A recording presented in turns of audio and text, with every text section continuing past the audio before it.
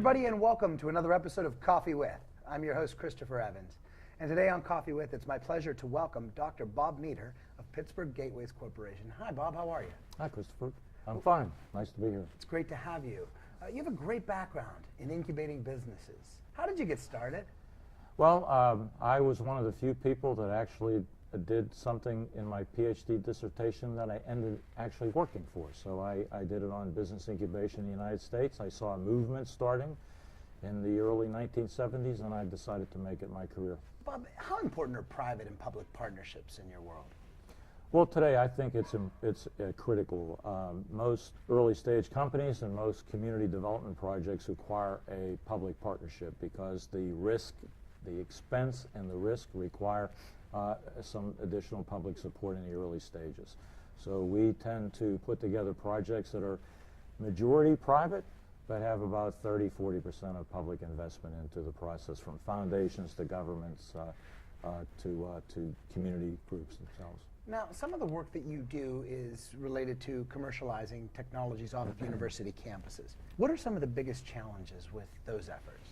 When you see something operating on a bench at a university, you can tend to think that it's going to be a relatively easy step to take it from a bench into the marketplace, and people tend to get a little delusional with that, and they think that it's an easier process, and they start putting assumptions that end up becoming myths.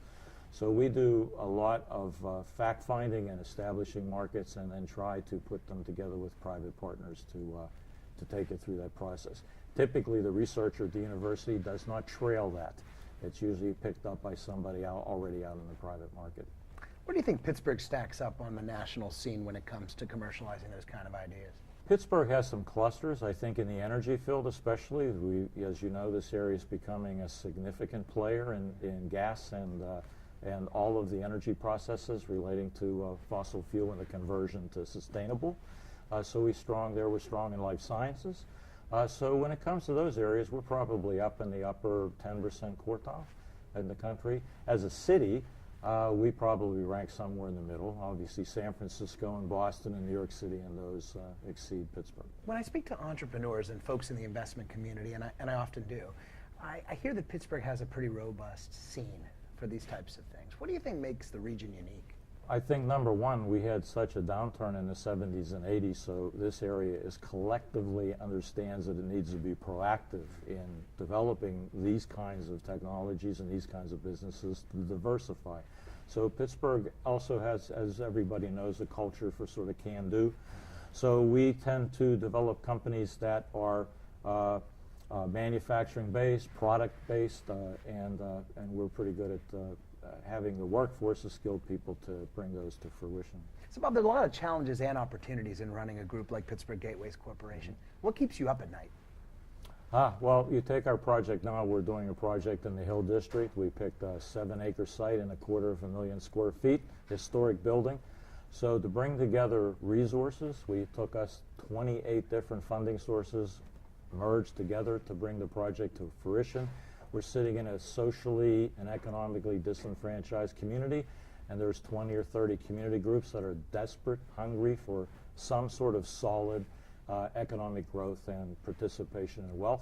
So putting those all together, keeping everybody's expectations under control, I think those things keep me up at night. So Bob, when you encounter young people who are looking to make career choices, some of them undoubtedly may want to get into the energy industry.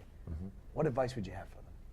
Well, number one, they should call our center. I think at our center we have 22 large corporations like Etna, Johnson Controls, Peoples Gas, Duquesne Light, and we've connected them with a number of individuals in this area that are prolific investors in the angel side of businesses, the early start.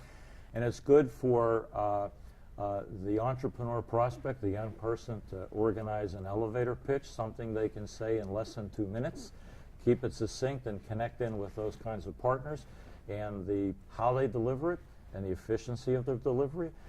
Usually that's very impressive, and then groups, if they think they like that idea, you wrap around with some established companies and some people that have been there before, that have done entrepreneurship multiple times, and that's probably the best way to start.